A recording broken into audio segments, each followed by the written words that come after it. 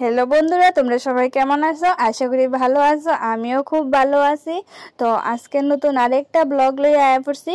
তো নতুন আরেকটা ব্লগে নতুন একটা দিনে তোমরা অনেক অনেক অনেক স্বাগত, অনেক ভালোবাসা। তো বন্ধুরা, তোমরা দেখতে পারতেছো আমার নাগামরিচ পাইকা গেছে গা, কালারটা দেখো কত ভালো লাগতেছে।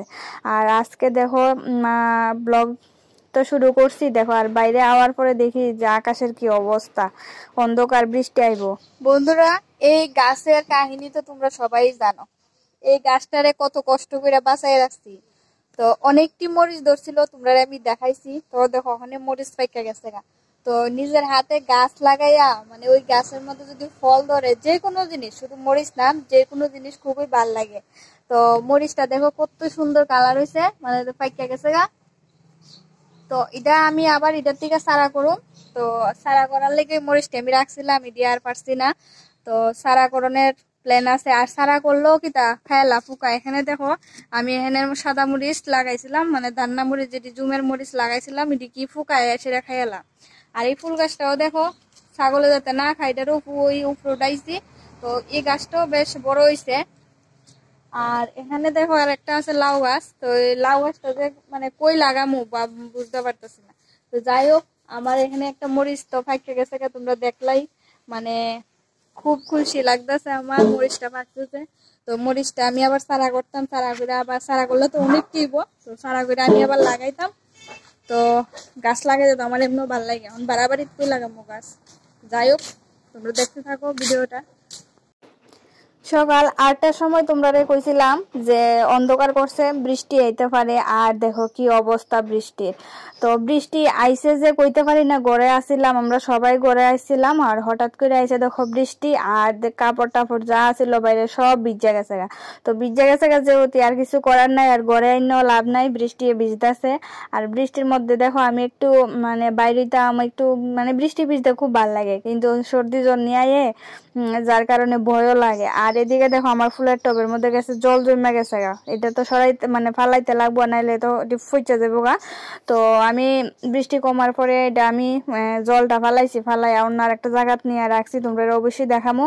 আর এদিকে দেখো রান্না করে সেটা বাসন টাসন ধুইছি না, কারণ কারেন্ট আসছিল না।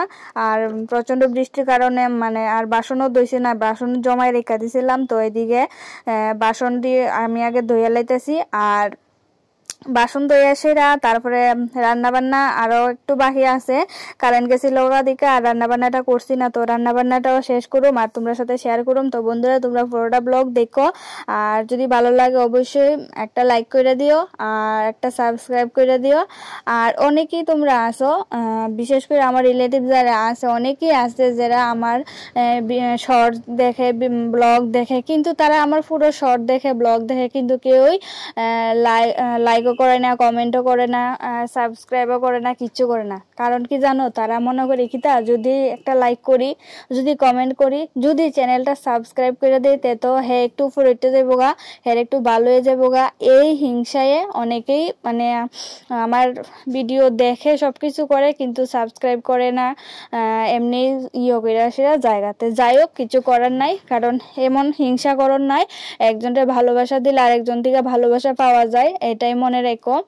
আর একজনের সাপোর্ট ছাড়া একজনের কিন্তু বড় হইতে পারে না। আমরা যে বড় হইছি, কিন্তু আমরা মা বাবা মানে আদর যত্ন কইরা লালন পালন করছে, একটু একটু করে বড় হইছে। আমরা তো জন্ম লইই বড় হয়ে গেছি না। তো বড় হইতে অনেকটা টাইম লাগছে, তো একটু একটু কইরা আমরা বড় হইছি। ঠিক আমিও মানে নিজের উপরে আমার অতটুকু বিশ্বাস আছে যে আমিও একদিন পারমু মানে সফল হইতে। তো এদিকে দেখো আমি আজকে লাল শুটকির বাটা ভর্তা বানাইছি। তো এই ভর্তাটা কার কার প্রিয় অবশ্যই কমেন্টে জানে, আমার তো খুব ভালো লাগে। আর এদিকে আছে চিকেন। তো চিকেন আমি একটা বাটির মধ্যে একটু লইয়ে রাখছি, আর বাকিটা রাইকা দিছি, লাড়তাম না কারণ নষ্ট হয়ে যাবো গা। আর এদিকে জুমের বেগুন ভাজি করছি।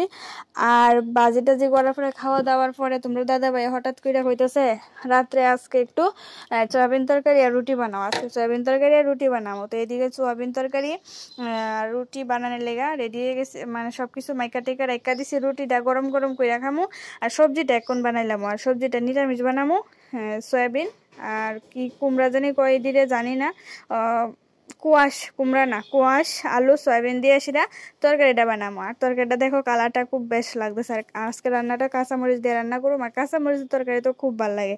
তো বন্ধুরা আমার ব্লগটা আর বেশি বড় করি না। আর ঠেকলে বাঘেও ঘাস কাজে একটা কথা দেখো, ঠেকলে মানে কুকুরও মানে ঘাস কা। এই আমার পেছনে পেছনে আইসি পরে দিই দেখতাছি আমার পেছনে পেছনে ঘুরঘুর করতেছে আর এদিকে ঘাস খাইতেছে। খুব ভালো লাগলো তাই তোমরা সাথে শেয়ার করলাম। তো আমার ব্লগটা আর বেশি বড় করি না, তোমরা সবাই পাশে থেকো, ভালো থেকো আর দেখতে থাকো আমার ভিডিও। আর কার কার কাছে ভাল লাগে আমার ভিডিও অবশ্যই কমেন্টে জানাইও। তো আজকের লেগে ব্লগটা এখানেই শেষ করতেছি। আবার দেখা হইব নতুন দিনের নতুন আরেকটা সুন্দর ব্লগ নিয়ে। টাটা।